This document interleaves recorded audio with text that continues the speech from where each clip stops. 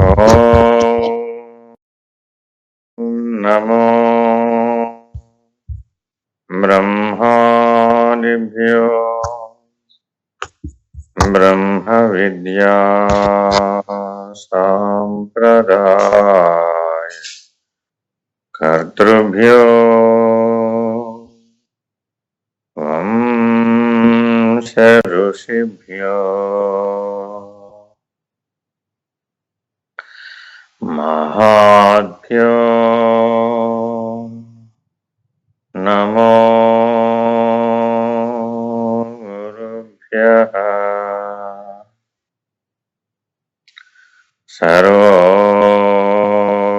సర్వోపప్లవరహిత ప్రజ్ఞానఘన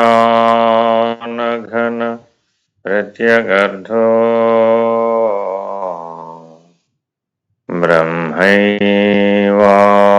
బ్రహ్మైవాహమస్మి. అహం పదార్థరహితః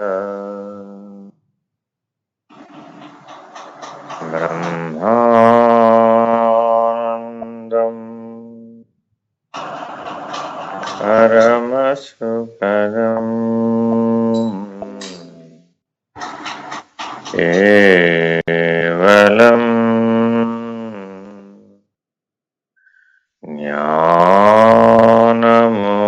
జ్ఞానమూర్తిం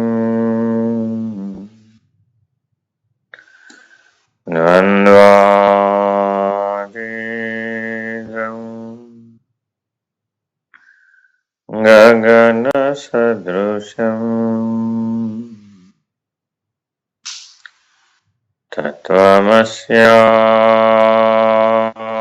తత్వమస్యాదిలక్ష్యం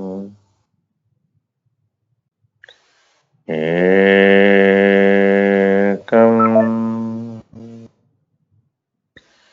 నిత్యం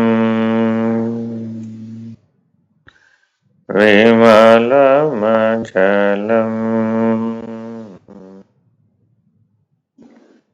సర్వధీ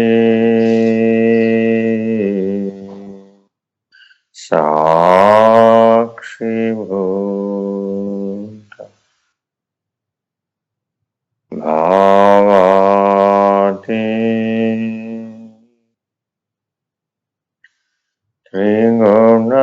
త్రిగుణరహితం సద్గురుం తం నమామి.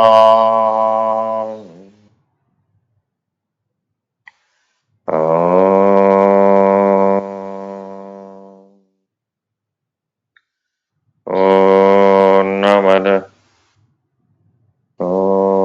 పూర్ణమిదం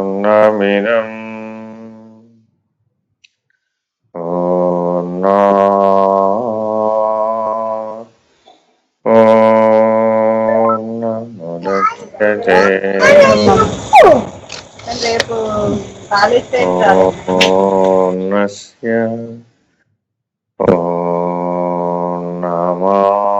పూర్ణమాదాయ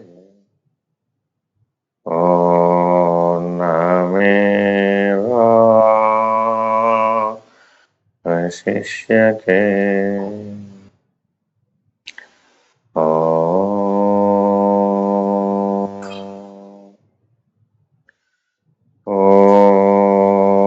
పూర్ణమదః పూర్ణమిదం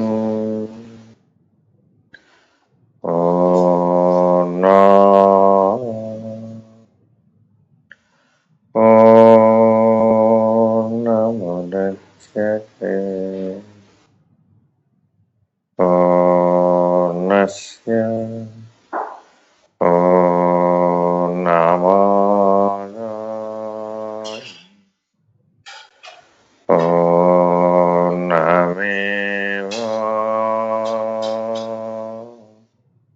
పూర్ణమేవాశిష్యతే.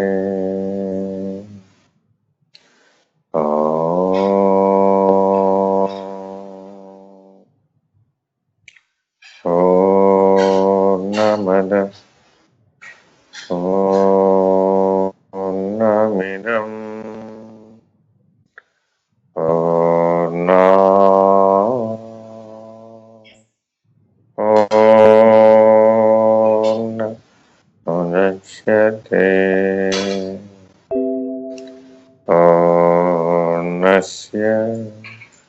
పూర్ణమదః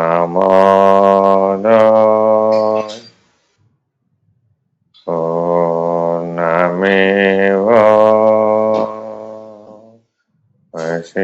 పూర్ణమేవాశిష్యతే.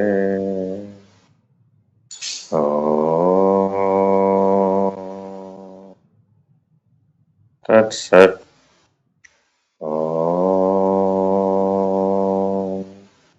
సహనావతు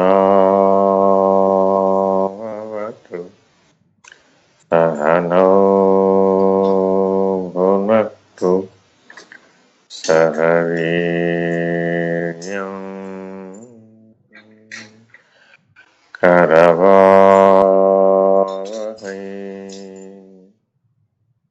తేజస్వి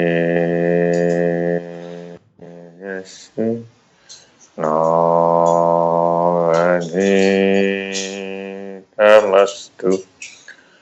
మా విద్విషావహై. ఓం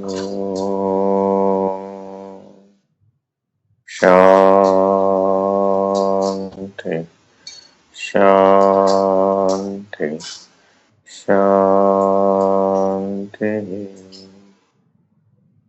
హరి ఓం.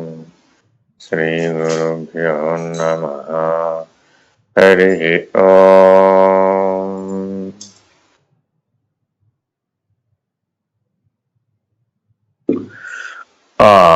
ఇవాళ ఎవరు చదువుతారండి? నేను స్వామి. సరే. 27వ పేజీ. పరమాత్మను దర్శింపగోరువారు ముందు వాక్కును అనగా కర్మేంద్రియములను జ్ఞానేంద్రియములను విషయములందు పోనీయక వాటి నుండి మరల్చి మనస్సునందు చేర్చవలెను. ఇంద్రియములు గోళకముల ద్వారా బహిర్గతమై రూపాదులను గ్రహించుచున్నది. అట్లు గోళకముల ద్వారా బయటకు వ్యాపించకుండా ఇంద్రియములు తమ స్వస్థానములో ఉండునట్లు చూడవలెను. అచట నుండి వాటికి అంతరముగా ఉన్న మనస్సునందు చేర్చవలెను. అప్పుడు మనస్సు కూడా బహిర్ముఖము కాకుండా స్వస్థానములో ఉండును. ఆ మనస్సును బుద్ధియందు చేర్చవలెను. మనస్సు బాహ్య విషయముల నుండి మరలినప్పుడు బుద్ధికి స్థూల విషయములను నిశ్చయింపవలసిన అవసరము లేకపోవుట చేత ఏకాగ్రమై సూక్ష్మ వస్తువులను పరిశీలించగలుగును. అట్టి బుద్ధిని తనకు అంతరముగా ఉన్న మహత్తత్వమునందు చేర్చవలెను. ఆ మహత్తత్వమును ఆత్మయందు చేర్చవలెను. సాంఖ్య విచారణచే సాధకులకు ఈ విధానము చాలా ఉపయోగముగా ఉండును. ఈ రకంగా క్రమంగా ఎట్లా మరలించాలి, విరమించాలి అనేటటువంటి అంశాన్ని ప్రస్తావిస్తున్నారు, బోధిస్తున్నారు. అంటే సాధకులకు మొట్టమొదటిది వాక్ సంయమనం. అనగా మనో సంయమనము సాధించాలి, మనోజయాన్ని సాధించాలి. ఎవరో డిస్టర్బెన్స్ వస్తున్నాయండి. మనో సంయమనం సాధించాలి, మనోజయము సాధించాలి అనేటటువంటి సాధకులందరికీ కూడా మొట్టమొదటిది వాక్ సంయమనము. అనగా అర్థం ఏమిటి అంటే, ఈ శరీరం అనేటటువంటి కోటకి 2 ద్వారాలు ఉన్నాయి. ఒకటి ప్రధాన ద్వారం, రాజద్వారము, జిహ్వేంద్రియం. అట్లాగే వెనుక ద్వారము ఉపస్థేంద్రియం. అంటే పునరుత్పత్తి కార్యక్రమంలో పాల్గొనేటటువంటి ఉపస్థేంద్రియమేమో వెనుక ద్వారం, అలాగే జిహ్వేంద్రియం ఇది కూడా రెండు పనులు చేస్తుంది. రెండు పనులు చేసేటటువంటి ఇంద్రియాలు ఇవి రెండే. ఈ రెండింటి మీద గనక అదుపు సంపాదిస్తే, వీటిని గనక స్వాధీనమనర్చుకొనగలిగితే సాధకుడికి 50% విజయం వచ్చినట్లే. అయితే ఒక్కొక్కరికి ఒక్కొక్క గోళకం కానీ, ఒక్కొక్క ఇంద్రియం కానీ, ఒక్కొక్క శబ్ద తన్మాత్ర, శబ్ద స్పర్శ రూప రస గంధ తన్మాత్ర కానీ, లేదా సాక్షిగా ఉండవలసినటువంటి మనస్సులోనే బలహీనత కానీ, లేదా బుద్ధి అందే బలహీనత కానీ, వారి వారి యొక్క స్థితిని వారు స్వాధ్యాయం చేయాలన్నమాట, అధ్యయనం చేయాలి. అందుకే ప్రతిరోజు తప్పక తనని తాను పరిశీలించుకొనటం అనేటటువంటి పనిని చేపట్టాలి. తనకి ఎక్కడ బలహీనత ఉంది అనేది తానే గుర్తించాలి. డాక్టర్ గారి దగ్గరికి వెళ్ళినప్పుడు, ఏమండి నాకేం సమస్య ఉందో మీరే గుర్తించాలండి అన్నారనుకోండి, అప్పుడు వైద్యం ఎలా చేస్తాడు? చేయలేడు కదా.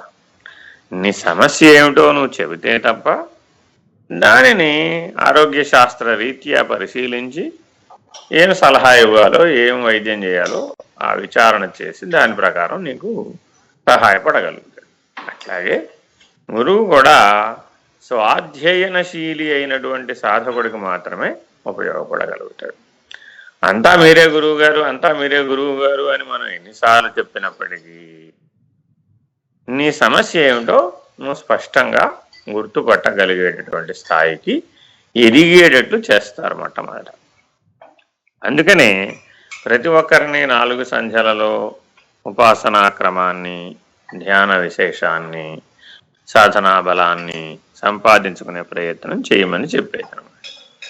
దానివల్ల ఏమవుతుంది అంటే, ఒక సరి అయినటువంటి క్రమమైనటువంటి క్రమశిక్షణతో కూడినటువంటి, యమనియమాలతో కూడినటువంటి, ఆసన సిద్ధితో కూడినటువంటి, మనశ్శుద్ధికారకమైనటువంటి, చిత్తశుద్ధికారకమైనటువంటి జీవన ప్రయాణాన్ని నువ్వు గనక చేస్తూ ఉన్నప్పుడు తద్భిన్నమైన, తద్విరుద్ధమైన, తద్వ్యతిరిక్తమైన ఆలోచనలు కానీ, స్వభావయుత ప్రేరణలు కానీ, లేదా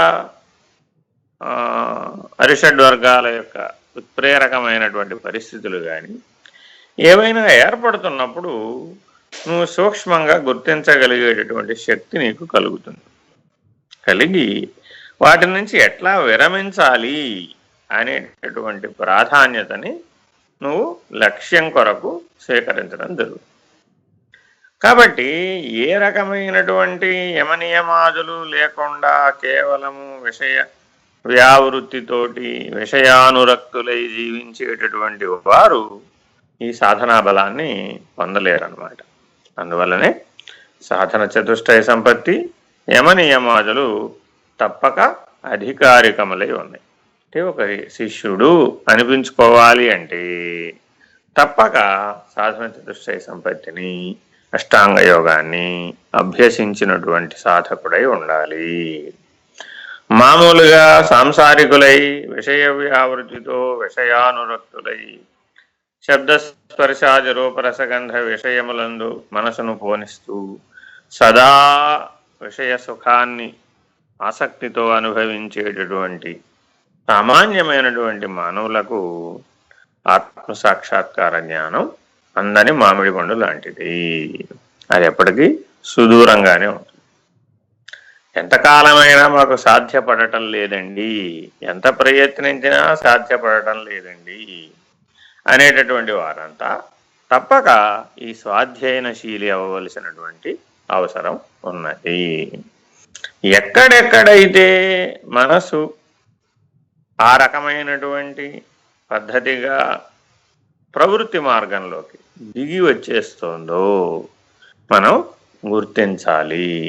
ఎక్కడెక్కడ స్పందిస్తోందో గుర్తించాలి, ఎక్కడెక్కడ ప్రతిస్పందిస్తోందో కూడా గుర్తించాలి. ఎక్కడ విశేష స్థాయిలో స్పందిస్తోంది, ఎక్కడ సామాన్య స్థాయిలో స్పందిస్తోంది అనేది కూడా గ్రహించాలి. ఈ గ్రాహ్యక శక్తి చాలా అవసరం. సూక్ష్మమైనటువంటి మనస్సును కానీ, సూక్ష్మమైనటువంటి బుద్ధిని కానీ, ఆ పైన ఉన్నటువంటి మహత్తత్వాన్ని కానీ, దానిపైన అవ్యక్తాన్ని కానీ నువ్వు గుర్తించాలి అంటే ఆ రకమైనటువంటి గ్రాహ్యక శక్తి, పరిజ్ఞానం పెంపొందించుకోవాల్సినటువంటి అవసరం ఉంది.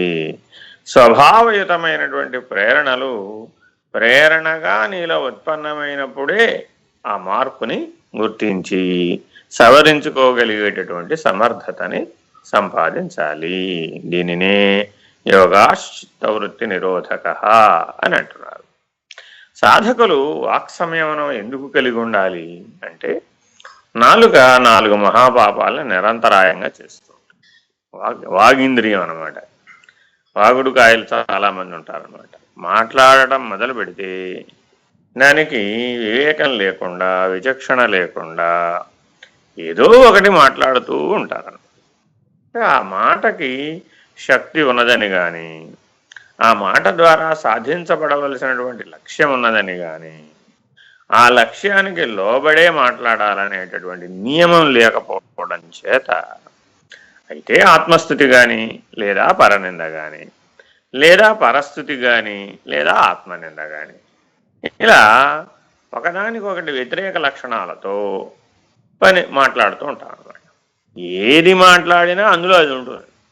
తటస్థ భావన ఉండదన్నమాట, సాక్షి భావన ఉండదన్నమాట, ఆత్మభావన ఉండదన్నమాట, ప్రత్యేగాత్మస్థితి అసలే ఉండదన్నమాట. మరి మన ఇంద్రియాలను వాడేటప్పుడు నీవు ఆత్మభావంలో ఉండి పనిముట్లుగా కదా ఉపయోగించుకోవలసింది, అంతేగాని ఆ పనిముట్టు యందు నువ్వు రమించరాదు కదా, సుఖాదుఃఖ అనుభోక్తవ్యాన్ని స్వీకరించరాదు కదా.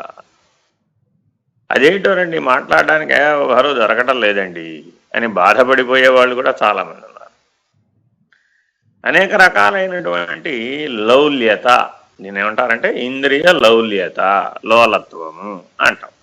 అంటే ముట్టుకోకుండా ఉండలేడు, మాట్లాడకుండా ఉండలేడు, చూడకుండా ఉండలేడు, చెయ్యకుండా ఉండలేడు, వినకుండా ఉండలేడు, తినకుండా ఉండలేడు, అన్నిటికీ ఉండలేడు అనేటటువంటి ఆ ఉండలేనితనం బలహీనతగా మనలో ప్రాప్తించిందన్నమాట. అదేమిటోనండి, ఒకసారైనా మా మనవడితో మాట్లాడకుండా ఉండలేను ఒకరోజు మతం మీద. ఈ రకంగా అనేక రకాలైనటువంటి మానసిక బలహీనతలు కానీ, ఇంద్రియాల స్థాయిలో బలహీనతలు కానీ, గోళకాల స్థాయిలో బలహీనతలు కానీ, అభ్యాస వశము చేత, స్వభావ వశము చేత, వాసనా బలము చేత, సంస్కార బలం చేత, గుణబలం చేత సూక్ష్మ శరీరంలో బలహీనతలుగా ఏర్పడిపోతున్నాయి. ఇవన్నీ ఎక్కడ ప్రిజర్వ్ చేయబడుతున్నాయి అంటే నీ స్థూల శరీరంలో ఎక్కడ ఏం ప్రిజర్వ్ చేయబడవు. నీ సూక్ష్మ శరీరం ఏదైతే ఉందో దాంట్లో ఈ మాలిన్యం అంతా చేరిపోతుంది. చైతన్యం మీద ఆచ్ఛాదితమైనటువంటి ఈ ముద్రలన్నీ కూడాను ప్రతి జ్ఞాపకము కూడా ఒక ముద్రగా పడుతుంది. ప్రతి స్మృతి బలము కూడా చైతన్యం మీద ఒక ముద్రగా పడుతుంది. నేల మీద నాగలితో గీస్తే ఎట్లా అయితే గీతలు పడతాయో అట్లాగే నీ మెదడులో కూడా ప్రతి జ్ఞాపకము కూడా ఒక చిన్న గీత వలె ఏర్పడుతుంది. దీనికి ఒక ఉదాహరణ ఉంది. కంప్యూటర్ హార్డ్ డిస్క్ ఉందనుకోండి, ఆ హార్డ్ డిస్క్ మీద కూడా బైట్స్గా దాని మెమరీ అంతా కూడా రికార్డ్ అవుతుంటుంది. చిన్న చిన్న గీతలు అనమాట. ఎంత చిన్న గీతలు అంటే కంటితో చూడడానికి వీల్లేనంత, అంత సూక్ష్మమైనటువంటి గీతలుగా ఏర్పడుతుంది. ఏర్పడి అవన్నీ కూడా మనం ఏదైనా అవసరమైనప్పుడు ఆ స్మృతి బలం అంతా సమీకరించుకొని, ఆ మెమరీ అంతా సమీకరించుకొని స్క్రీన్ మీద ప్రత్యక్షం అయిపోవచ్చు. ఏదైనా ఒక విషయం మనకి ఆసక్తమైతే చాలు, ఆ విషయ సంబంధ స్మృతులన్నీ కూడా ఒకేసారి మన కంప్యూటర్ బ్రెయిన్ అనే కంప్యూటర్లో నిక్షిప్తమై ఉన్నటువంటివన్నీ సమీకరించబడి అవి వెంటనే మనోఫలకం మీదకి వచ్చేస్తాయి. ఆ మనోఫలకం నుంచి ఇంద్రియాలకి, ఇంద్రియాల నుంచి గోళకాలకి, గోళకాల నుంచి బయటికి వచ్చేసి బాహ్య విషయ సంగత్వ దోషం ఏర్పడిపోతుంది. ఎవరైనా ఏదైనా సినిమాల మీద చర్చ ప్రారంభించారనుకోండి, అదొక్కటి చాలు. ఇంకా ఎవరికి తోచిన సినిమాలు, ఎవరు చూసిన సినిమాలు, ఎవరు అద్భుతం అనుకున్నవి, వాటిలో ఉన్నటువంటివి, వాటిలో విశేషములు, వాటిలో ఉన్నటువంటి సంగతులు, ఇంకా ఆ చర్చ అలా అలా అలా అలా అలా అలా కొనసాగుతూనే ఉంటుంది. ఏమైనా దానివల్ల ప్రయోజనం ఉందా అని చర్చ అంతా అయిపోయినాక విశ్లేషణ చేసి చూస్తే ఎవరి విషయ పరిజ్ఞానాన్ని వారు మరొకరి వద్ద అభిమానయుతంగా, ఔత్సాహికంగా ఉగ్గడింప చేసుకుంటూ, ఎక్కువగా చేసుకుంటూ, తానే పరిజ్ఞానశీలి అని నిరూపించుకునే ప్రయత్నం చేసేటటువంటి పనులు ఈ వాక్ సంయమనం లేనప్పుడు జరుగుతూ ఉంటుంది. అదే నిజమైనటువంటి సాధకుడికి తన సినిమా తన లోపలే జరుగుతూ ఉంది, తన సినిమా తన లోపలే రికార్డ్ అవుతూ ఉంది. ఎప్పటికైనా తన జీవిత లక్ష్యం ఏమిటంటే ఆ సినిమాని చెరిపేయటమే, ఆ ముద్రలన్నింటినీ చెరిపేయటమే, ఆ స్మృతి బలాన్నంతా చెరిపేయటమే, ఆ జ్ఞాపకాలన్నీ చెరిపేయటమే. ఈ పనిలో ఉన్నవాడికి ఇంకా బయట సినిమాలతో ఏం పని, బయట వ్యాపకాలతో ఏం పని, బయట విషయాలతో ఏం పని, బయట సుఖదుఖాలతో ఏం పని. తానుగా ఉండడానికి ఎవడైతే సిద్ధపడినటువంటి సాధకుడు ఉంటాడో, శిష్యుడు ఉంటాడో, జ్ఞాని ఉంటాడో, వాడికి అతిపెద్ద పని ఏమిటి అంటే ఈ యోగమే. ఈ జ్ఞాపకాలను చెరిపేయడం అనేటటువంటి పని ఏదైతే ఉందో అదే అతిపెద్ద యోగ సూత్రము. మనిషి నిరంతరాయంగా చేయవలసిన పని ఏమిటి అంటే ఏ జ్ఞాపకాలైతే గోళకములు, ఇంద్రియములు, శబ్దస్పర్శ రూపరసగంధాత్మకమైనటువంటి తన్మాత్రలు అన్నీ ఒకదానితో మనసు వలన సంబంధపడి, బుద్ధితో నిశ్చయించబడి, స్మృతిరూపక జ్ఞానముగా, స్మృతిరూపక అభ్యాస బల విశేషముగా ఏవైతే ఏర్పడుతూ ఉన్నాయో వాటన్నింటినీ తప్పక చెరిపేసుకోవలసినటువంటి అవసరం ఉన్నది. కారణం ఏమిటంటే శరీర త్యాగ సమయములో చైతన్యమునందు కలిసిపోవలసినటువంటి, సంయమించవలసినటువంటి అవసరం ఉన్నది. ఎవరైతే అట్లా సంయమించగలిగేటటువంటి సమర్థతను శరీరంలో ఉండగానే సంపాదిస్తారో వారే జీవన్ముక్తులు, వారే ఆత్మనిష్ఠులు. ఇది ఆత్మనిష్ఠ అంటే చైతన్యమునందే సంయమింపజేయగలిగేటటువంటి సమర్థత కలిగి ఉండుట.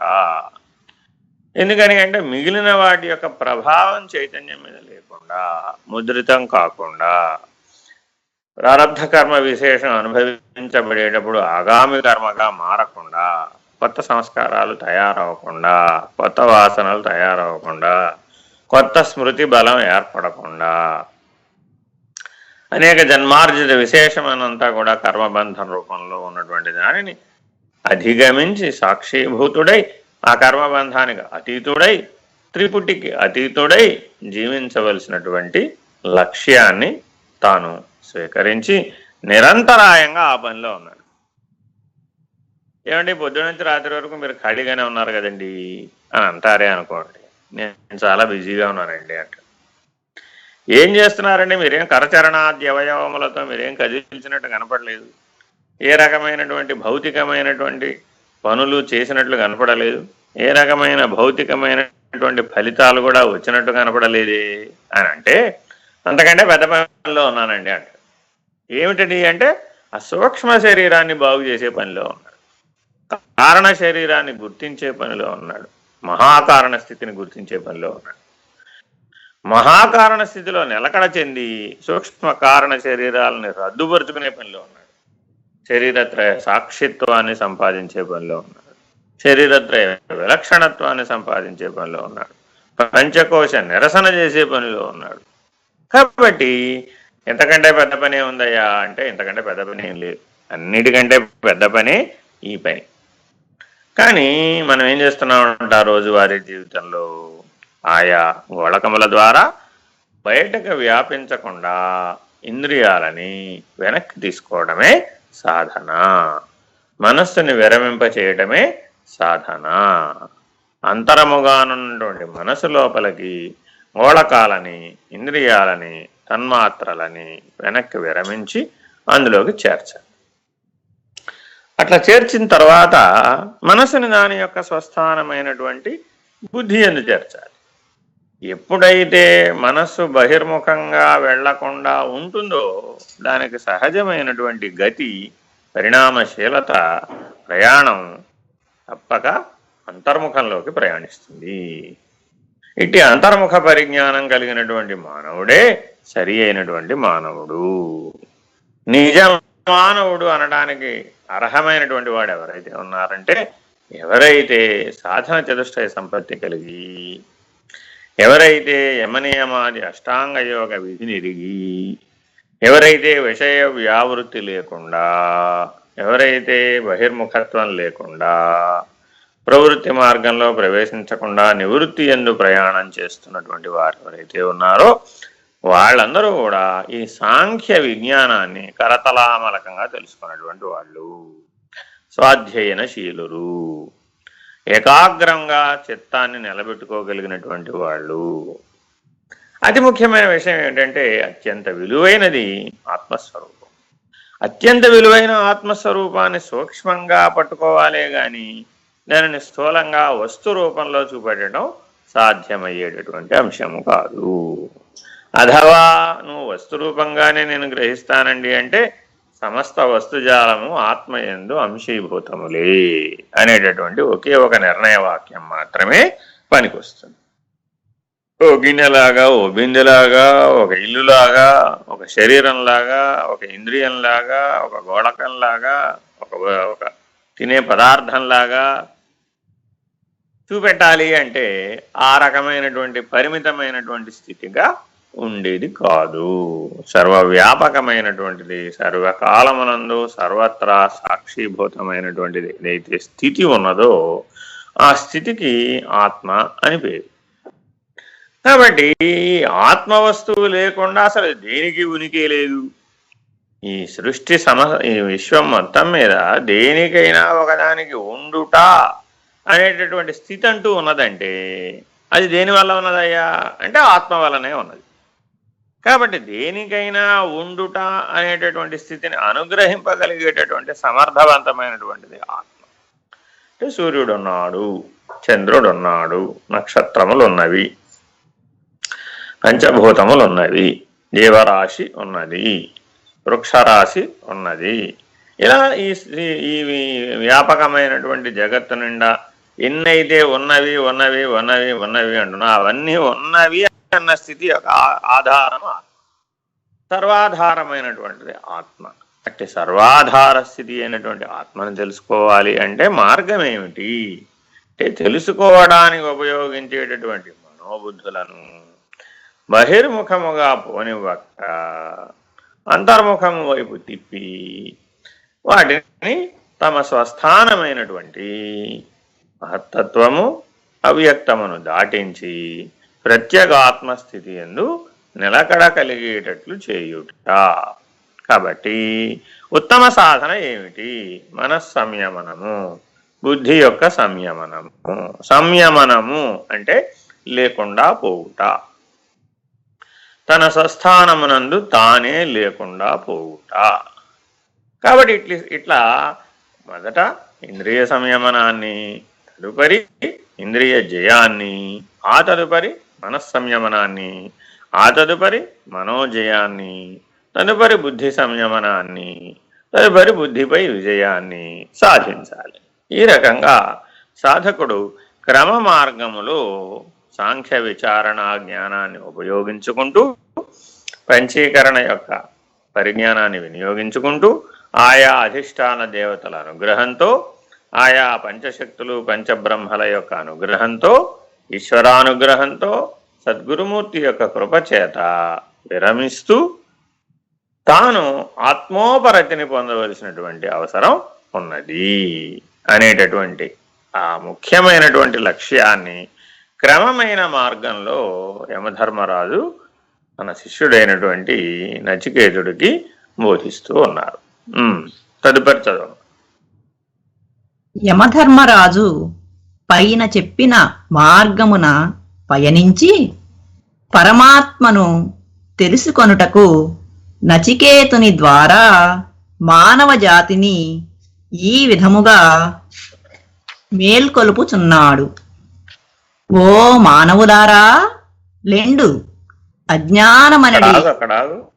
ఓ మానవులారా అంటే ఏ గుణంలో ఉన్నావు?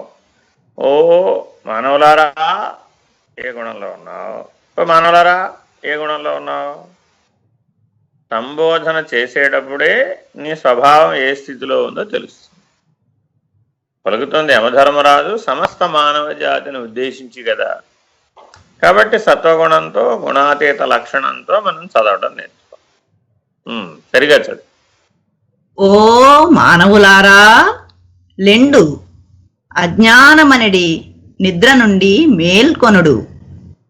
ఆత్మ సాక్షాత్కారము పొందిన గురువర్యులను ఆశ్రయించి వారి ఉపదేశములను పొంది వారి ఆజ్ఞను అనుసరించి శ్రద్ధతో నిరంతరము అభ్యాసము చేసి ఆత్మను అయమస్మి అని తెలుసుకొనుడు. ఉపేక్షింపకుడు. ఈ మార్గము పదునుగల కత్తి యొక్క అంచు వంటిది.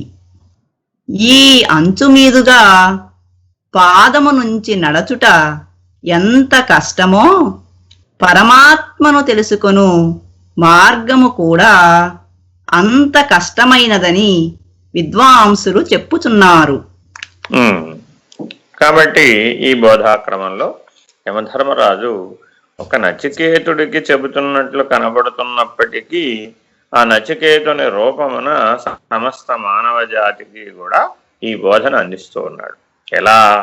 ఓ మానవులారా, లెండు లేవండి అంటే అజ్ఞానవశం అనేటటువంటి నిద్రావస్థకు లోనైనటువంటి మానవులందరినీ కూడా మేల్కొలుపుతున్నాడు అనమాట.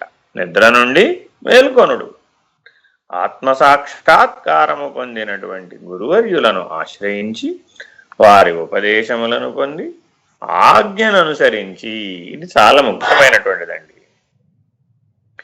సాధారణంగా మనం వ్యవహారం అంతా ఎలా చేస్తామంటే ఈ ఆజ్ఞ, గురువు గారి ఆజ్ఞను అనుసరించి చేయడం అనేటటువంటి నియమానికి గనక మనం కట్టుబడి ఉన్నట్లయితే, నేను గురువు గారి దగ్గర వాగ్దానం చేశాను ఈ ఇంద్రియాలను ఈ రకంగా ఉపయోగించను అని, ఇదిగో ఈ విషయాలలో ప్రవేశించను అని, ఇదిగో ఈ బలహీనతలను నేను అధిగమిస్తాను అని, ఈ రకమైనటువంటి ప్రాథమికమైనటువంటి నియమాన్ని పెట్టుకోవాల్సినటువంటి అవసరం ఉన్నది.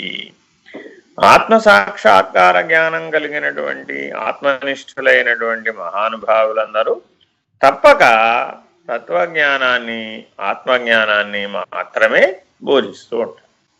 అంటే వాళ్ళ దగ్గర సూపర్ మార్కెట్లో దొరికినట్టుగా అన్నీ దొరకవు. ఏమండి మా అమ్మాయికి ఆరోగ్యం బాగలేదు, ఏం చేయమంటారు? అమ్మ డాక్టర్ గారి దగ్గరికి వెళ్ళని చెప్తాడు అంతే. అంతేగాని ఏమండి మీరు అలా చేయండి, ఏమండి మీరు ఇలా చేయండి, ఏమండి అలా చేస్తే బాగుంది, ఇలా చేస్తే బాగుంది, ఈ రకమైనటువంటి సూపర్ మార్కెట్ వ్యవహారం ఉండదన్నమాట. అంటే ఆ మంత్రాలు చేయండి, ఈ యంత్రాలు చేయండి, ఆ యజ్ఞాలు చేయండి, ఈ యాగాలు చేయండి, ఈ తీర్థయాత్రలు చేయండి, ఈ రకమైనటువంటి విశేష లక్షణాలని చెప్పరన్నమాట. ఎందుకని అంటే ఉత్తమమైనటువంటి ఆత్మజ్ఞానాన్ని బోధించేటటువంటి వారు మధ్యమ గతికి కానీ అధమ గతికి కానీ కామ్యక కర్మల జోలికి కానీ వాళ్ళు రారన్నమాట. అయితే సాధకుల యొక్క, శిష్యుల యొక్క జీవన శైలిని అతి దగ్గరగా పరిశీలిస్తూ ఉంటారు. వాళ్ళు ఏ రకంగా వికాసాన్ని పొందుతున్నారు, వాళ్ళు ఏ రకంగా అభివృద్ధిని సాధిస్తున్నారు, వాళ్ళు ఏ రకమైనటువంటి మానసికమైనటువంటి అంతర్ముఖత్వాన్ని సాధిస్తున్నారు అనేది దగ్గరగా గమనిస్తారు. గమనిస్తూ ఎప్పటికప్పుడు సూచనలు చేస్తూ ఉంటారు. అంతేగాని వాళ్ళెవరూ కూడా ఏమి ఆజ్ఞాపించరు. కానీ గురువుగారి సూచన ఎటువంటిదంటే అప్రతిహతమైనటువంటిది, అనుల్లంఘనీయమైనటువంటిది. ఎప్పుడూ కూడా దాన్ని ఉల్లంఘించకూడదు. ఆ సూచనని సుగ్రీవాజ్ఞగా స్వీకరించాలి, రామాజ్ఞగా స్వీకరించాలి. అలా ఎవరైతే ఈశ్వర కార్యంలో ఈశ్వరుని చేతిలో పనిముట్టుగా, సద్గురువు చేతిలో పనిముట్టుగా కేవల ఆత్మసాక్షాత్కార జ్ఞానం అనే లక్ష్యంతో కేవలం ఆత్మనిష్టని ఈ జన్మలోనే పొందాలనే తీవ్ర మోక్షేచ్ఛ చేత, తీవ్ర వైరాగ్యం చేత గుణాతీత పద్ధతిగా త్రిగుణ వ్యవహారమును చక్కగా పరిశీలించి దానికి అతీతమైనటువంటి సాక్షిత్వ దృష్టితో ఎవరైతే నిలకడ కలిగి ఉంటారో, ఎవరైతే ఆ రకమైనటువంటి ప్రయత్నశీలత కలిగి ఉంటారో వాళ్ళు మాత్రమే సద్గురువుకి శరణాగతులు అవ్వగలుగుతారు. ఈ శరణాగతి స్థితి చాలా విశేషమైనటువంటి, అందుకని ఇక్కడ ఆజ్ఞ అన్న పదాన్ని ఉపయోగించారు.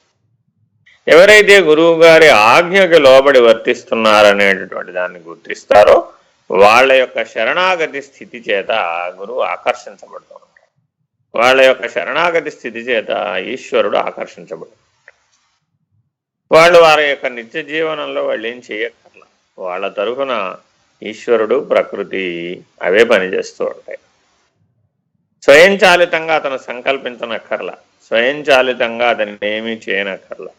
తగినటువంటి వ్యక్తి చేత అతని వ్యక్తిగత జీవనం యొక్క సమస్యలన్నింటినీ కూడా ఆ ఈశ్వరుడే, ఆ ప్రకృతే పరిష్కరించేస్తూ ఉంటుంది. ఈ రకంగా ఇచ్ఛా నిర్ణయములు లేక జీవించేటటువంటి ఉత్తమమైన జీవన విధానానికి మానవుడు పరిణామం చెందాలి. అసలు మానవుడు అంటేనే ఇచ్ఛా నిర్ణయములు కదండి. అసలు కోరికే లేకపోతే మానవుడు ఎందుకు? అసలు నిర్ణయం చేయకపోతే మానవుడు ఎందుకు?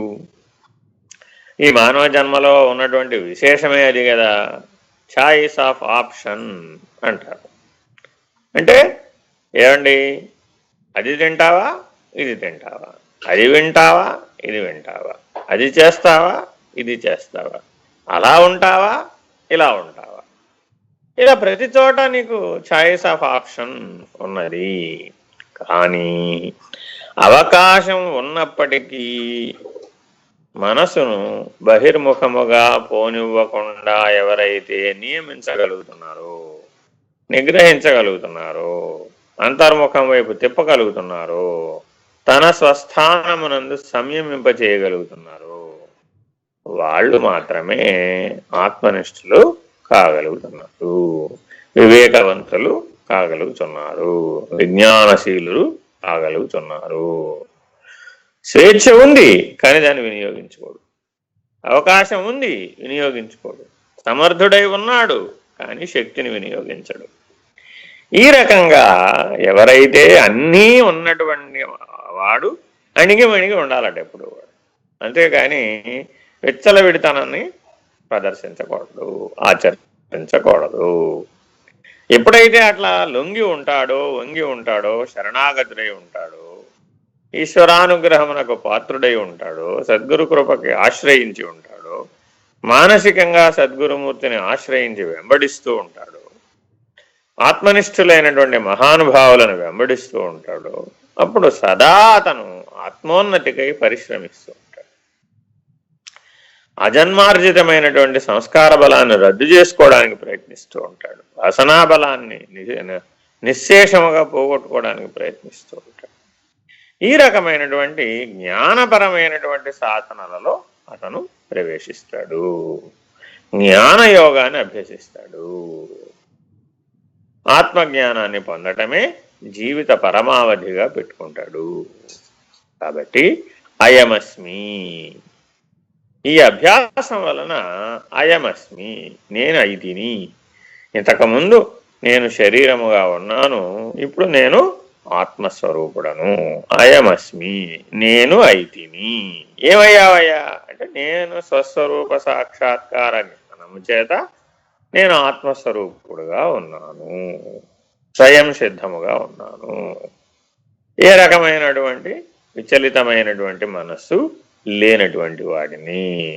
మనసు నాకు పనిముట్టు, బుద్ధి నాకు పనిముట్టు, మహత్తత్వము నాకు పనిముట్టు, అవ్యక్తము నాకు పనిముట్టు, నేను ప్రత్యేగాత్మస్వరూపుడను అనేటటువంటి స్పష్టమైనటువంటి నిర్ణయంతో, స్పష్టమైనటువంటి జ్ఞానంతో, స్పష్టమైనటువంటి అనుభవంతో, స్పష్టమైనటువంటి నిర్ణయంతో తాను వ్యవహరిస్తూ ఉంటాడు. అటువంటి వ్యవహారం అంతా కూడా, ఇటువంటి జ్ఞానం అంతా కూడా, ఈ జ్ఞాన మార్గం అనేటటువంటి లక్షణం ఎటువంటిదయ్యా అంటే కత్తి అంచు మీద నడవడం వంటిది. అంటే అర్థం ఏమిటంటే అసిధారావ్రతము అంటారన్నమాట. ఏమాత్రం ఏమరుపాటుగా ఉన్నా, రెప్పపాటు ఏమరుపాటు తనం ఆవహించిన కత్తి అంచు మీద నడిచేటప్పుడు కాలు ఎలా తెగిపోతుందో అలాంటి ప్రమాదాలకు లోనయ్యేటటువంటి అవకాశం ఉన్నది. మరలా బహిర్ముఖంలో పడిపోతూ ఉంటాడు, మరలా కాలగతిలో కొట్టుకుపోతూ ఉంటాడు, కర్మగతిలో కొట్టుకుపోతుంటాడు. ఆ కర్మవశమున ఏదవ్వాలో అలా అయిపోతూ ఉంటాడు, ఆ సంగత్వ దోషాన్ని పొందుతూ ఉంటాడు, ఆ రకమైనటువంటి మాలిన్య ప్రభావానికి గురవుతాడు. కాబట్టి నిరంతరాయముగా మెలకువ కలిగి ఉండాలి. తస్మాత్ జాగ్రత్త జాగ్రత్త జాగ్రత్త. మేలుకొమ్ము మేలుకొమ్ము మేలుకొమ్ము, ఎల్లప్పుడూ మెలకువగా ఉండుము, ఎల్లప్పుడూ ఎరుకగలిగి ఉండుము. నీదైనటువంటి స్థితిని, నీ స్వస్థితిని, నీ యొక్క ఆత్మస్థితిని, నీ యొక్క నిరూపణను, నీ యొక్క స్వస్వరూప జ్ఞాన నిర్ణయాన్ని, నీ స్వప్రకాశిత్వాన్ని ఎల్లప్పుడూ నిలుపుకో. సర్వకాల సర్వావస్థల యందును సర్వదా సహస్రదా నిలుపుకో అనేటటువంటి ఉపదేశంగా తస్మాత్ జాగ్రత్త జాగ్రత్త జాగ్రత్త అంటున్నారు. కాబట్టి అటువంటి అయమస్మి అనేటటువంటి లక్ష్యాన్ని తప్పక మానవుడు చేరాలి. ఈ అసిధారావ్రతాన్ని తాను స్వయముగా స్వీకరించాలి. ఎవరు ఎవరిని ఏం నియమించలేరు, ఎవరు ఎవరిని ఒక పరిస్థితికి లొంగేటట్లు చేయలేరు. తనకు తా లొంగి వచ్చుటయే జ్ఞానము, తనకు తా అంతర్ముఖత్వమును సాధించుటయే జ్ఞానము, తనకు తా ఆత్మసాక్షాత్కార జ్ఞాన దిశగా మనోబుద్ధులను సంయమింపచేయుటయే జ్ఞాన మార్గము. ఇటువంటి జ్ఞాన మార్గంలో బాగా పరిశీలనతో, బాగా అవగాహనతో, బాగా పరిజ్ఞానంతో, బాగా సూక్ష్మమైనటువంటి అవగాహనతో మానవులందరూ తప్పక నడవాలి. అందులో ముఖ్యంగా సాధకులైన వారు తప్పక ఈ మార్గంలో పురోగమించాలి. అట్లా ఎవరైతే ఈ అసిధారావ్రతాన్ని చేపడతారో వాళ్ళు సూక్ష్మాతి సూక్ష్మమైనటువంటి ఆత్మను దర్శింపగలుగుతారు, బుద్ధి గుహయందు దర్శిస్తారు, హృదయాకాశమునందు దర్శిస్తారు. కానీ ఇది కష్టమైనదని విద్వాంసులు చెబుతూ ఉంటారు. విద్వాంసులు అంటే ఎరిగిన వారు, పండితులు. ఎవరైతే ఈ ఆత్మ విచారణ మార్గంలో ప్రవేశించి ప్రయాణం చేసి అనుభూతిని పొందినటువంటి విద్వాంసులు ఉన్నారో వారంతా కూడా ఎంత కష్టమైనదైనా సాధించవలసినదే. దుర్లభం మానుష దేహం దుర్లభం త్రయమేవచ అని అంటుంది వివేక చూడమణి. 3 దుర్లభం అంటే కష్టసాధ్యమైనప్పటికీ తప్పక మానవుడు సాధించాలి. అర్థమైందండి? కాబట్టి మానవత్వము, ముముక్షత్వము, మహాపురుష సంశ్రయము, ఈ 3 కూడా మానవుడు తప్పక సాధించాలి. మానవత్వంతో జీవించకపోతే మానవుడి వైపు ప్రయోజనం ఏముంది? అట్లాగే ముముక్షత్వం లేకుండా జీవిస్తే మానవ జీవితం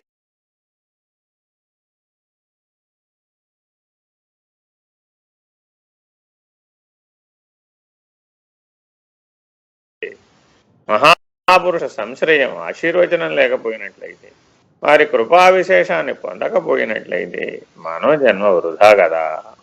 కాబట్టి ఎంత కష్టమైనా సరే దుర్లభం త్రయమేవచ, ఈ 3 సృష్టిలో బాగా కష్టసాధ్యములు.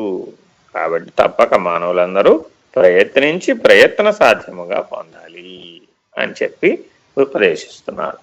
ఈ బోధన తెలుసుకోవడంలో ఈ పుస్తకంలో ఏవైతే బ్రాకెట్లో ఇచ్చారో అవి విశేష వ్యాఖ్యలు అన్నమాట. వాటిని మనం అర్థం చేసుకోవడం కోసమని మరలా ఇచ్చారనమాట. పై చెప్పినటువంటి బోధావాక్యములకు విశేష వ్యాఖ్యగా ఇచ్చారు. చదువమ్మా. తెలిసి కొనవలసిన ఆత్మతత్వము అతి సూక్ష్మమగుట చేత సద్గురువులను ఆశ్రయించి వారి బోధల చేత అజ్ఞానమును పోగొట్టుకొని నిరంతర ప్రయత్నము చేత మనస్సును బాహ్య విషయముల నుండి మరల్చి పరిశుద్ధమైన సూక్ష్మ బుద్ధితో ఆత్మ సందర్శనమునకు ప్రయత్నించవలెను. బాహ్య విషయములందు ప్రవర్తించు మనస్సును ఆత్మాభిముఖము చేయుట ఎంత కష్టమో అసిధారావ్రతముతో పోల్చి చెప్పబడినది. ఇప్పటి వరకు మనం మాట్లాడుకున్న అంశాలనే మళ్ళీ ఇక్కడ బోధిస్తూ ఉన్నారు. ఏది ఏమైనప్పటికీ తప్పక బాహ్య విషయముల నుండి మనస్సును మరల్చాలి, అంతర్ముఖత్వం వైపు నడపాలి. అయితే ఆశ్రయించినటువంటి మహనీయుడు ఆత్మజ్ఞానములో మునిగి ఉన్నాడా లేదా, ఆత్మనిష్ఠుడై ఉన్నాడా లేదా అనేటటువంటి పరిస్థితిని గమనించుకోవలసినటువంటి అవసరం ఉన్నది. తనకే స్వానుభవమైనటువంటి స్వానుభవ ప్రమాణ నిర్ణయమైనటువంటి ఆత్మానుభూతి కనుక లేకపోయినట్లయితే కేవల శాస్త్రజ్ఞాన పరిధిలోనే దీనిని బోధించ ప్రయత్నం చేసుకున్నట్లయితే ఎవరు కూడా దానిని అందుకోజాలరు. కాబట్టి మహానుభావులను సద్గురువులను ఆశ్రయించి వారి బోధల చేత అజ్ఞానమును పోగొట్టుకోవాలి. నిరంతరాయముగాను సద్గురు ఆశ్రయంలో ఉన్నంతసేపు కూడా నీ లోపల గల సందేహాలని పోగొట్టుకోవడం, నీ లోపల అజ్ఞానయుతమైన భావనల నుండి విముక్తమవ్వడం, నిర్ణయం తీసుకోలేకుండా మిగిలిపోయినటువంటి అంతర్ముఖ ప్రయాణానికి సంబంధించినటువంటి అంశాలను కూలంకషంగా తెలుసుకోవడం, ఇలాంటి ప్రయత్నాన్ని చేయాలి. అంతేగాని సద్గురువును వ్యావహారిక జీవితానికి కనుక మనం ఉపయోగించుకున్నట్లయితే ఈ అంతర్ముఖ ప్రయాణం కుంటుపడుతూ ఉంటుంది. ఏమండి మా అబ్బాయిని విదేశాలకు పంపమంటారా వద్దంటారా, ఏమండి నన్ను ఇల్లు కట్టమంటారా కట్టొద్దంటారా, ఏమండి నన్ను బండి కొనమంటారా కొనొద్దంటారా, ఏమండి నన్ను భోజనం చేయమంటారా చేయొద్దంటారా, ఇలాంటి విషయాలు అడిగారు అనుకోండి ఏం చెప్తారు? కాబట్టి ఈ బాహ్య విషయ పరిజ్ఞానానికి ఆత్మనిష్ఠులైనటువంటి వాళ్ళు ఉపయోగపడరు. కానీ వాళ్ళని అంతర్ముఖ ప్రయాణానికి సాధన విశేషానికి సంబంధించి మనస్సుని సంయమించేటటువంటి స్థితి గురించి, స్వభావాన్ని గెలిచేటటువంటి స్థితి గురించి, స్వాత్మనిష్టను పొందేటటువంటి స్థితి గురించి ప్రశ్నించినప్పుడు వాళ్ళు మహదానందపడిపోయి ఆ రకమైన సాధనా మార్గంలో పురోగతిలో ఉన్నటువంటి విషయాల గురించి, పురోగతిలో ఉన్నటువంటి అంశాల గురించి మీకు చక్కగా వివరిస్తారు. అంతేకాక స్వానుభవ ప్రమాణం ఉన్నటువంటి ఆత్మనిష్ఠులైతే ఆ స్థితి నుంచి మీకు ఉద్ధరణకు సహాయం కూడా చేస్తారు. కాబట్టి సహాయం ఎవరికి చేస్తారు అనేది చాలా ముఖ్యం. అందరికీ సహాయం చేస్తారు అనుకోవడం భ్రాంతి. అందరికీ సహాయం చేయరు. ఎవరికి చేస్తారు? ప్రధానంగా ఎవరైతే మనస్సంయమనం చేయడానికి సిద్ధపడ్డారో, ఈ జన్మలోనే సాధకులుగా వాళ్ళు పురోగమనం చెంది సత్శిష్యులుగా మారి అధికారులుగా మారి జ్ఞాన బలాన్ని పొందగలిగేటటువంటి అవకాశం ఉన్నదో వాళ్లకు మాత్రమే సహాయం చేస్తారు. జ్ఞానపూర్వక సహాయం వాళ్ళకు మాత్రమే చేస్తారు. మిగిలిన వాళ్ళతో కూడా వ్యవహరిస్తూ ఉంటారు, కానీ అది విషయపూర్వకమైనటువంటి వ్యవహరణ. ఎక్కడికక్కడ ఉత్తమమైనటువంటి మార్గంలో నిన్ను ప్రవేశపెట్టే ప్రయత్నం చేస్తూ ఉంటారు. నిన్ను ఆ రకమైనటువంటి జ్ఞాన మార్గం వైపు తిప్పడానికి ప్రయత్నం చేస్తూ ఉంటారు. కానీ సరి అయినటువంటి సహాయం, సరి అయినటువంటి నిర్ణయం, సరి అయినటువంటి సమర్థత పొందగలిగేటటువంటి అధికారికి మాత్రం సద్గురువు సాక్షాత్తు ఈశ్వరుడే. ఈశ్వరానుగ్రహమన్నా సద్గురు కృపన్న రెండిటికి అభేదం. అలాంటి ఆశ్రయాన్ని సాధిస్తే నీవు సుఖంగా జీవించవచ్చు, ఇక నిశ్చింతగా జీవించవచ్చు. ఎందుకని నీ భారమతడే మోసేను రావో మానవుడా హరినామం మరువవద్దుగా. ఏ సాధనైనా జీవితకాల సాధనలుగా స్వీకరించాలి. ఏ సాధనలైనా, ఏ నియమాలనైనా, ఏ రకమైనటువంటి ప్రయత్నాలనైనా కూడా నిత్యం చెయ్యాలి, నిరంతరాయంగా చెయ్యాలి, 24 గంటలు చేయాలి. అదే జీవితంగా జీవించాలి. తీవ్ర మోక్షేచ్ఛ కలిగిన వాడవై ఉండాలి, తీవ్ర వైరాగ్యం కలిగిన వాడవై ఉండాలి, చతుర్విధ శుశ్రూషల్ని ఆంతరికంగా చేయగలిగేటటువంటి సమర్థుడవై ఉండాలి. ఆ రకమైనటువంటి సత్శిష్యుడు సద్గురువుకి ప్రేమాస్పదుడైనటువంటి వాడు, సద్గురువు యొక్క చైతన్యాన్ని అందిపుచ్చుకోగలిగేటటువంటి సమర్థుడైనటువంటి వాడు. కాబట్టి అటువంటి సత్శిష్య పదవికి సాధకులందరూ కూడా తప్పక ప్రయత్నించాలి. చదువమ్మ.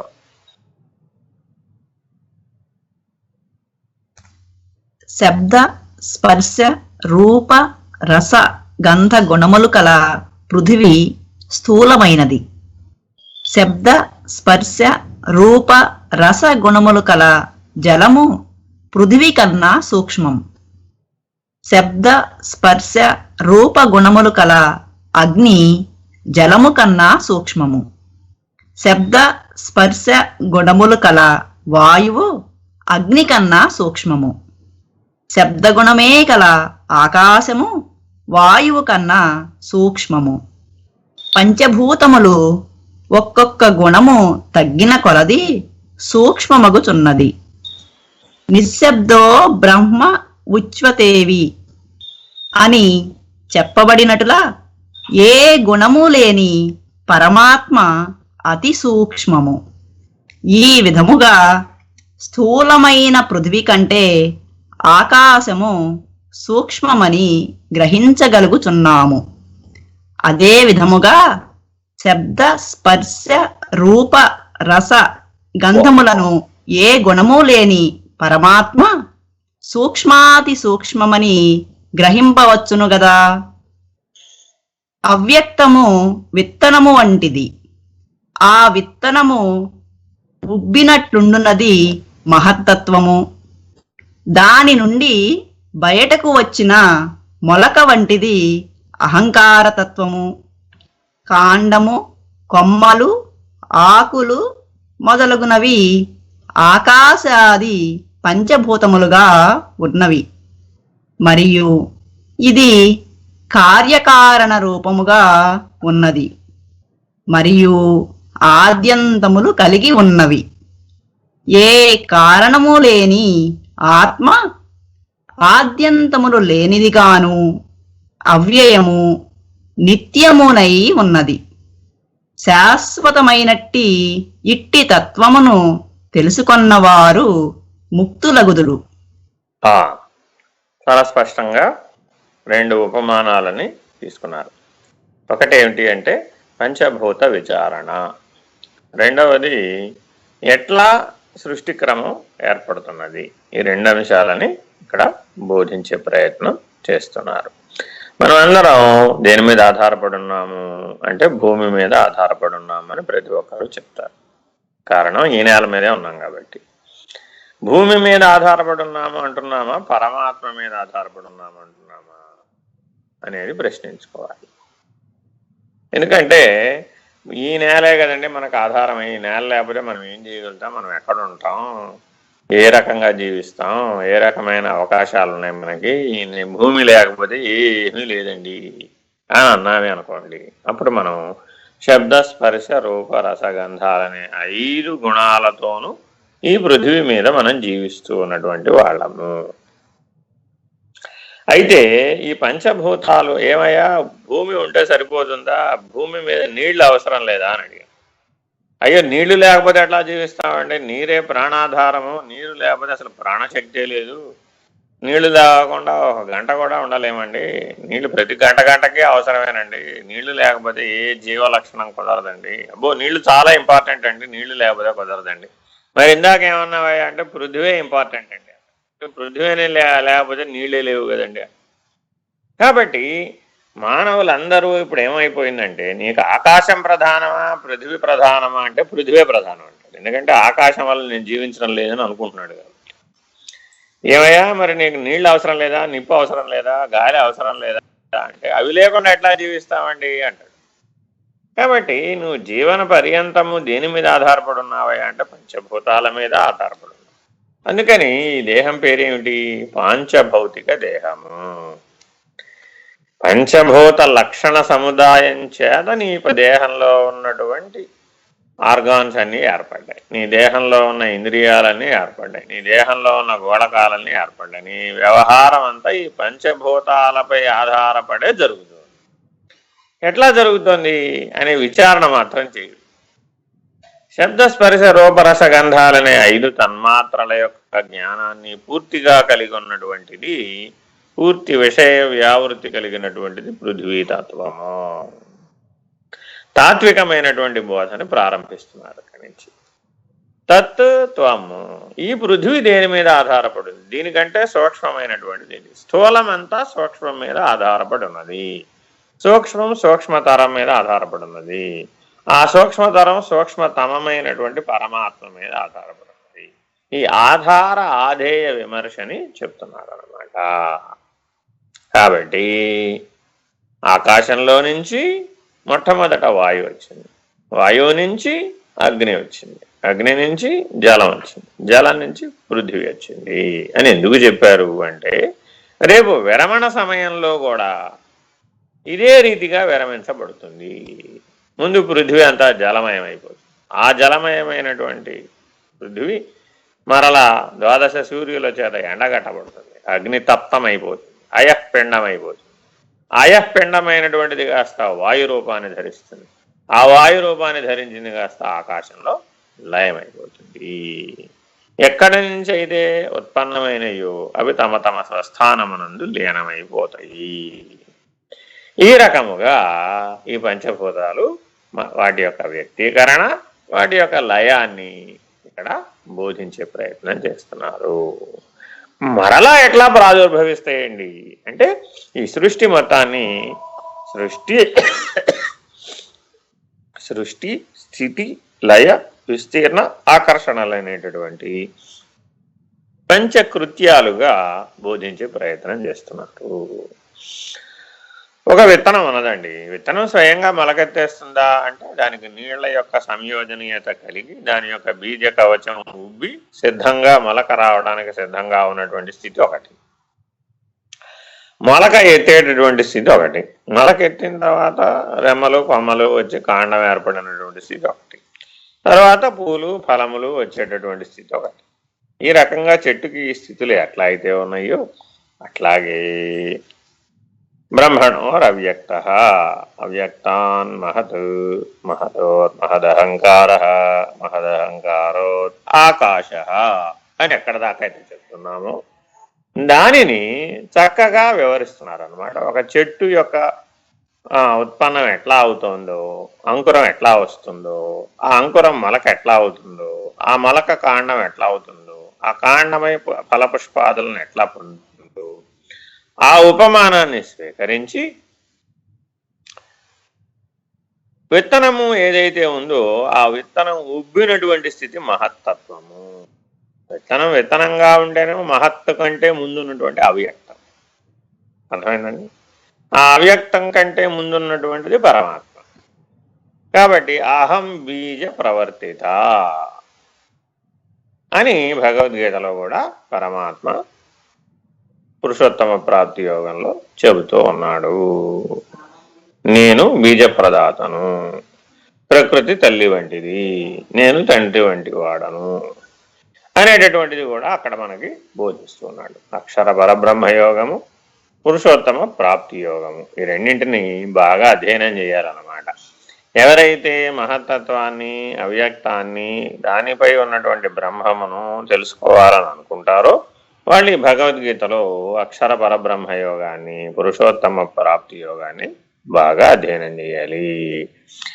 బాగా అధ్యయనం చేయడం అంటే భగవద్గీతని అవి ఉపనిషత్ సారముగా బోధించబడింది కాబట్టి ఏ ఏ ఉపనిషత్తుల నుంచి ఆయా శ్లోకములు స్వీకరించబడినయో ఆయా ఉపనిషత్తులను కూడా చదవవలసినటువంటి అవసరం ఉంది, అధ్యయనం చేయవలసిన అవసరం ఉన్నది, శ్రవణం చేయవలసిన అవసరం ఉంది, మనన నిధిధ్యాసన చేయవలసిన అవసరం ఉంది.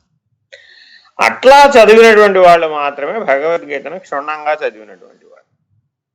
ఎక్కడికక్కడ వ్యాఖ్యాన సహితంగా ఉన్నటువంటి గ్రంథాలలో ఆయా వాక్యములు ఏ ఉపనిషత్తు నుంచి స్వీకరించబడ్డాయో, ఏ ఉపనిషద్ వాక్యములకు సమన్వయం అవుతుందో, శ్వేతాశ్వతరోపనిషత్తు, కఠోపనిషత్తు, ఇలా అనేక రకాలైనటువంటి సమన్వయీకరించబడేటటువంటి ముండక, మాండూక్య, కేన, బృహదారణ్యక ఈ ఉపనిషత్తుల యొక్క వాక్యాలన్నింటినీ కూడా ఈ భగవద్గీతకు అనుసంధానపరచి వ్యాఖ్యాన విశేషాలు లభిస్తూ ఉన్నాయి. కాబట్టి అటువంటి వ్యాఖ్యాన విశేషాలను చదివేటప్పుడు కూడా ఈ సమన్వయంతో చదువుకోవలసినటువంటి అధ్యయనం చేయవలసినటువంటి అవసరం ఉంది. అప్పుడే భగవద్గీతను బాగా అధ్యయనం చేసిన వాళ్ళు అవుతారు. అప్పుడే సమగ్రమైనటువంటి అవగాహన కూడా కలుగుతుంది. అప్పుడేం తెలుస్తుందంటే సర్వ వేదాంత గ్రంథములన్నీ కూడా ఆత్మనిష్ట, బ్రహ్మనిష్ట, పరబ్రహ్మ నిర్ణయం అనేటటువంటి లక్ష్యాల దిశగానే బోధించారు అనేటటువంటి సుస్పష్టమైన మార్గం బోధపడుతుంది. అంతేగాని ఒకటి మరొక తీరుగా చెప్పింది, ఒకటి మరొక తీరుగా చెప్పింది అనే ఖండన మండన లోపలికి వెళ్లకుండా ఉంటాడు. శాస్త్రారణ్యంలో చిక్కుపడకుండా ఉండాలి. ఈ అధ్యయనం చాలా అవసరం. సృష్టిని అధ్యయనం చేయాలి, తనను తాను అధ్యయనం చేయాలి, పంచకోశాలను బాగా అధ్యయనం చేయాలి, పంచభూతాలను బాగా అధ్యయనం చేయాలి, పంచకోశ సాక్షి ఎలా ఉన్నాడో గమనించాలి, పంచభూత సాక్షి ఎలా ఉన్నాడో గమనించాలి, ఆవరణ దోషం లేకుండా ఉన్నటువంటి పరమాత్మ ఎలా ఉన్నాడో గుర్తించగలగాలి, ఆవరణ రహితమైనటువంటి స్థితిని గుర్తించాలి, మల విక్షేప ఆవరణములనేటువంటి మలత్రయాలను కూడా పోగొట్టుకోవాలి, పంచమలములను లేకుండా చేయాలి. ఈ రకంగా ప్రతిదానిని సూక్ష్మంగా గుర్తించి సూక్ష్మంగా రద్దు చేసి స్థూలభావాన్ని పొందకుండా తనను తాను అధిగమిస్తూ, తనను తాను తెలుసుకుంటూ, తనను తాను పోగొట్టుకుంటూ, ముందు తనను తాను తెలుసుకోవాలి, తర్వాత తనను తాను అధిగమించాలి, తర్వాత తనను తాను పోగొట్టుకోవాలి. ఈ రకమైనటువంటి క్రమమైనటువంటి మార్గంలో నువ్వు ప్రయాణం చేయాలి. ఒక్కొక్క గుణాన్ని విరమిస్తే అది సూక్ష్మమైపోతుంది. 5 గుణములు కలిగినటువంటి పృథ్వీ స్థూలముగా కనబడుతుంది, 4 గుణములు కలిగినటువంటి జలము స్థూలముగా కనబడుతుంది, 3 గుణములు కలిగినటువంటి అగ్ని స్థూలముగా కనబడుతుంది, 2 గుణములు కలిగిన వాయువు స్థూలముగా కనబడుతుంది. అవి కూడా స్థూలంగానే ఉన్నాయి, కానీ వీటి యందు సగభాగములు అపంచీకృతముగా ఉండిపోయినాయి. అవన్నీ ఎక్కడ ఉన్నాయంటే ఆకాశానికి అవతల ఉన్నాయి. ఆ అర్థభాగములన్నీ కూడాను కూటస్థ భాగంలో ఉన్నాయి. ఆ అర్థభాగములన్నీ బ్రహ్మాండ భాగములుగా ఉన్నాయి. ఆ అర్థభాగములన్నీ కూడాను అధిష్టానములుగా ఉన్నాయి. ఆ అర్థభాగములన్నీ కూడా దేవతా సమూహంగా ఉన్నాయి. ఆ అపంచీకృత భాగమైనటువంటి బ్రహ్మాండ భాగం అంతా కూడా స్వయముగా దర్శన పద్ధతిగా తెలుసుకున్నవాడవై, పంచశక్తులు పంచబ్రహ్మల యొక్క అనుగ్రహాన్ని పొందినవాడవై, బ్రహ్మాండ పిండాండ నిర్ణయాన్ని స్పష్టముగా ఎరిగినవాడవై, బ్రహ్మాండ పంచీకరణలో ఉన్న 25 తత్వాలను, పిండాండ పంచీకరణలో ఉన్న 25 తత్వాలను సమన్వయీకరించుకొని ఒకదానికొకటి ఆధారభూతమై ఎట్లా ఉన్నాయో తెలుసుకొని అధిగమించేటటువంటి పద్ధతిగా జ్ఞాత కూటస్థుడికి అభేద స్థితి ఎట్లా ఉన్నదో, ప్రత్యేక పరమాత్మల అభిన్నులు ఎట్లా అయి ఉన్నారో ఆ అభేద పద్ధతిగా నువ్వు ప్రయాణం చేయవలసినటువంటి అవసరం ఉన్నది. ఈ రకంగా అంతర్ముఖ ప్రయాణాన్ని పూర్తి చేసి ఎవరైతే బ్రహ్మనిష్ఠులైన వారు ఉన్నారో వారు ముక్తులగుదురు. సాలోక్య, సామీప్య, సారూప్య, సాయుజ్య అనేటటువంటి చతుర్విధ ముక్తులను సాధించినటువంటి వారు అవుతున్నారు, బ్రహ్మనిష్ఠులు అవుతున్నారు. ఈ రకంగా తప్పక సాధకులందరూ ఈ లక్ష్యాన్ని సాధించవలసినదిగా యమధర్మరాజు ఉపదేశాన్ని చేస్తున్నారు. హరి ఓం శ్రీ గురుభ్యో నమః. హరి ఓం.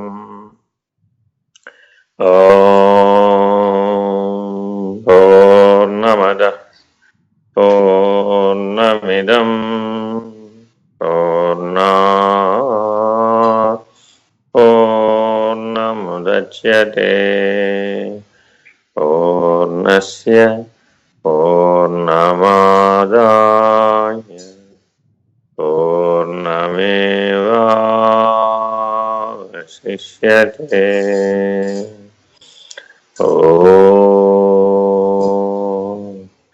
పూర్ణమదః పూర్ణమిదం పూర్ణాత్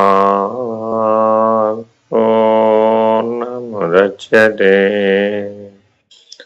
పూర్ణస్య పూర్ణమాదాయ పూర్ణమేవావశిష్యతే.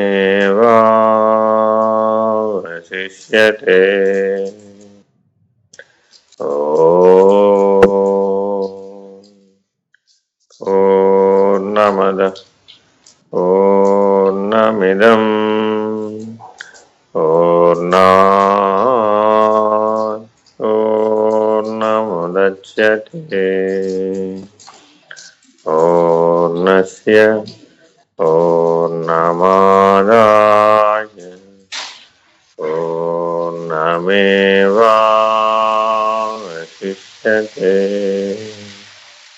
ఓం తత్సత్. ఓం సహనావతు సహనౌ భునక్తు సహ వీర్యం కరవావహై తేజస్వి నావధీతమస్తు మా విద్విషావహై. ఓం శాంతి శాంతి శాంతి. హరి ఓం శ్రీ గురుభ్యో నమః. హరి ఓం. ఎవరికైనా ఏమైనా సందేహం ఉందా అమ్మా?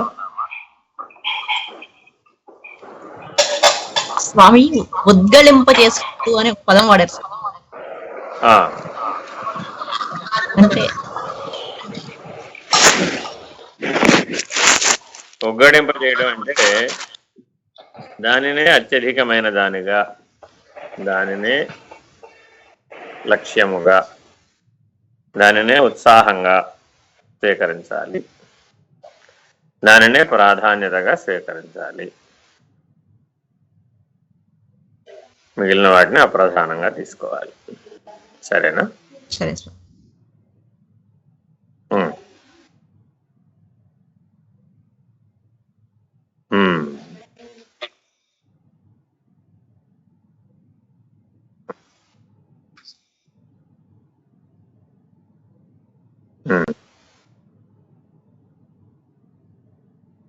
ఎవరైతే చిట్ట చివరి దశకు వచ్చేసారో అంటే అర్థం ఏమిటి అంటే సాలోక్య ముక్తి వరకు వచ్చారండి. సాలోక్య ముక్తి వచ్చినటువంటి వాళ్ళకి సాయుధ్య ముక్తి ఎప్పుడు వస్తుంది అని అడిగాం. అప్పుడు కాలేన విందతి అని సద్గురుమూర్తి సమాధానం చెప్పారు.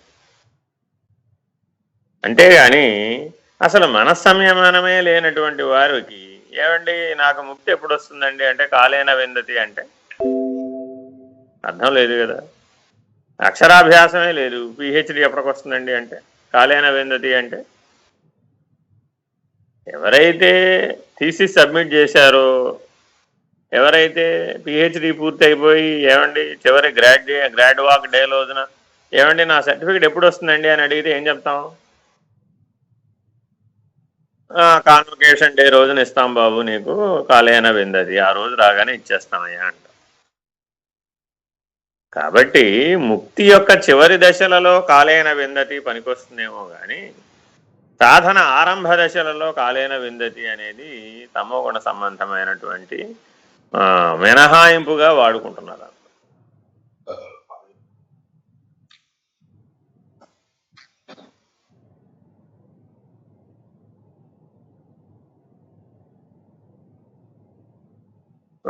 ఒక జీవన సత్యాన్ని చెబుతా విను.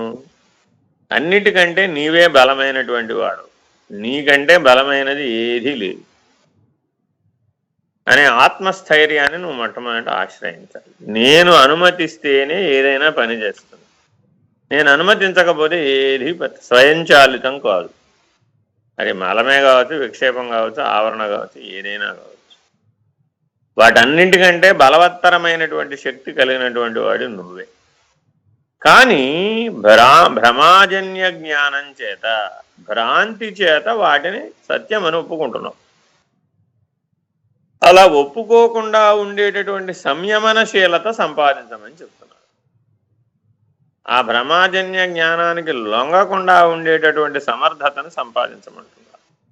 ఆ భ్రాంతికి లొంగకుండా ఉండేటటువంటి అవగాహనని పొందమంటున్నారు.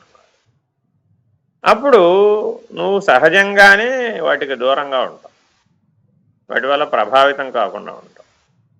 అంతేగాని వచ్చిన ప్రతిదానిని విచారణ లేకుండా అది ఆత్మసాక్షాత్కార జ్ఞానానికి, ఆత్మనిష్టకి ఉపయోగపడుతుందా పడదా అనేటటువంటి విచారణాశీలత లేకుండా మెరుగు చూసి ఎత్తడని పొత్తడని భ్రమస్తే ఎట్లాగా? కాబట్టి ఇవేవి మిమ్మల్ని బాధిస్తున్నాయని మీరు చెప్తున్నటువంటి అంశాలు ఏవైతే ఉన్నాయో అవేవి నిజముగా బాధకములు కావు. ఏ జ్ఞానంతో చూస్తే? ఆత్మజ్ఞానంతో చూస్తే. కాబట్టి నిరంతరాయంగా అది బంగారం అవునో కాదో పరీక్షించవలసినటువంటి అవసరం ఉంది. అది జ్ఞానం అవునో కాదో అని పరీక్షించవలసిన అవసరం ఉంది. లక్ష్యానికి సరిపోతుందా లేదా అని పరిశీలించవలసిన అవసరం ఉంది. గురూపదేశ వాక్యాలకి అనుగుణంగా ఉందా లేదా అనేటటువంటి పరిశీలన చేయవలసిన అవసరం ఉంది. గురు ఆజ్ఞను అనుసరించి జీవిస్తున్నానా లేదా అని సరిచూసుకోవలసినటువంటి అవసరం ఉంది. ఆత్మనిష్టకి సరిపడేటట్లుగా జీవిస్తున్నానా లేదా అనేటటువంటి స్వాధ్యయనశీలత తప్పక ఉండవలసినటువంటి అవసరం ఉంది. అలా ఎవరైతే అనుక్షణం పరిశీలించుకుంటూ ఉంటారో వాళ్ళు మాత్రమే ఈ ఆత్మనిష్టని సాధించగలరు.